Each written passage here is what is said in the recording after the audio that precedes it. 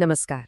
आज हम भारतीय इतिहास के एक ऐसे पन्ने को खोलने जा रहे हैं जिसने गुलामी की जंजीरों को तोड़ने की पहली और शायद सबसे जोरदार कोशिश की। जी हां, हम बात कर रहे हैं 1857 के विद्रोह की, जिसे अक्सर भारत का पहला स्वतंत्रता संग्राम भी कहा जाता है। लेकिन यहाँ एक सवाल जरूर उठता है ना, कि एक ऐसा विद्रोह जो अपने असली लक्ष्य तक पहुंच नहीं पाया, उसे हम पहले स्वतंत्रता संग्राम जैसा इतना बड़ा दर्जा आखिर क्यों देते हैं? मतलब एक नाकाम कोशिश आजादी की पहली लड़ाई कैसे बन गई? चलिए आज इसी सवाल की तह तक चलते हैं। देखिए, कोई भी बड़ा तूफान ना यूं ही अचानक नहीं आता। 1857 का संग्राम भी उन चिंगारियों का नतीजा था जो सालों से धीरे धीरे सुलग रही थीं।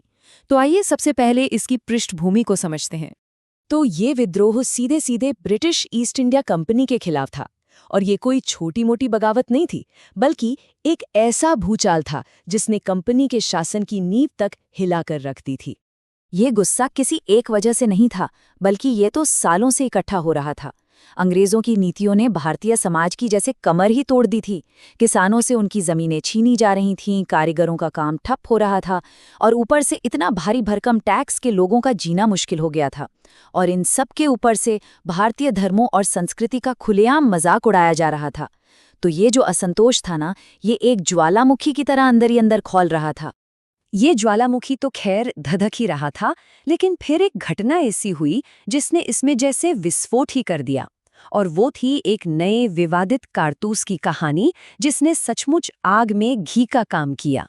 हुआ ये कि अंग्रेजों ने अपनी सेना में एक नई एनफील्ड राइफल शामिल की।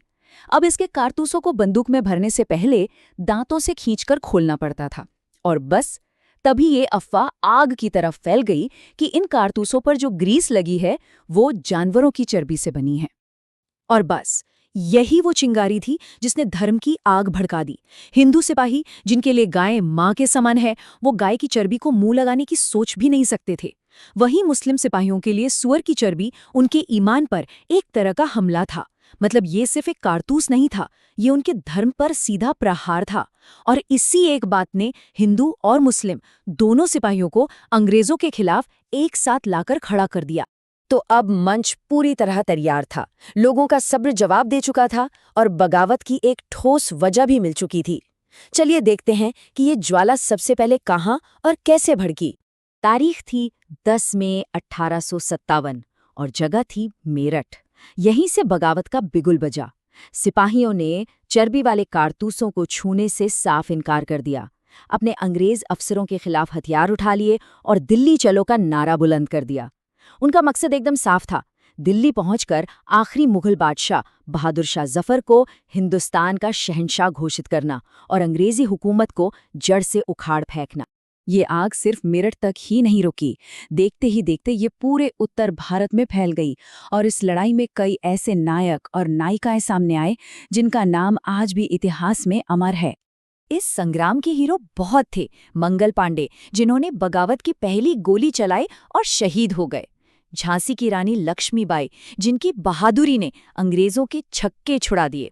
और बिहार के 80 साल के जांबाज कुंवर सिंह, जिन्होंने अपनी उम्र को मात देकर अंग्रेजी सेना को कई बार धूल चटाई। ये तो बस कुछ नाम है उस जज्बे के जो पूरे देश में फैल रहा था। और सबसे खास बात पता है क्या थी? ये लड़ाई सिर्फ राजाओं या सिपाहियों की नहीं थी। इसमें किसान अपनी जमीन के लिए लड़ रहा था, कारीगर अपने रोजगार के लिए, और आम जनता अपनी इज्जत के लिए लड़ रही थी। मतलब महल से लेकर झोपड़ी तक सब एक साथ खड़े थे। ये वो एकता थी जो अंग्रेजों ने इससे पहले कभी नहीं देखी। इतनी हिम्मत, इतनी एकता और इतने बड़े पैमाने पर फैलने के बावजूद ये संग्राम अपने अंजाम तक नहीं पहुंच सका।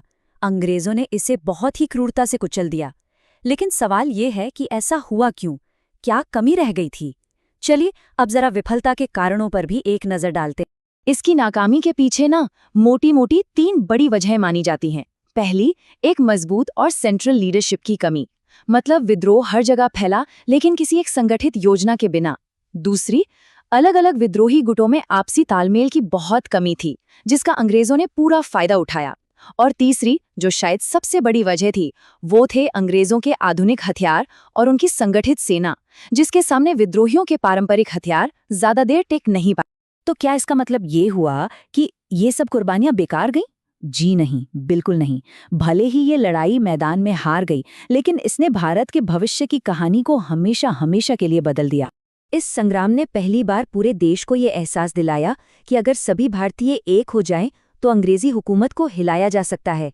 ये वो पहली चिंगारी थी जिसने आगे चलकर आज़ादी की उस ज्वाला को जलाया जो आखिरकार 90 साल बाद भारत को स्वतंत्र करा पाई।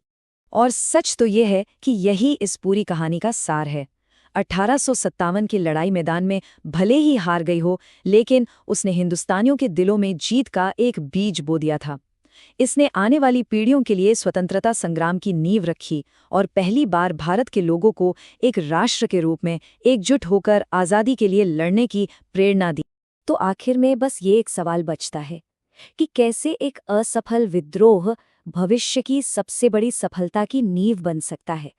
शायद 1857 की कहानी हमें यही सिखाती है कि हर संघर्ष, चाहे उसका नतीजा कुछ भी हो, अपने पीछे एक ऐसी विरासत जरूर छोड़ जाता है जो आने वाली पीढ़ियों को रास्ता दिखाती है।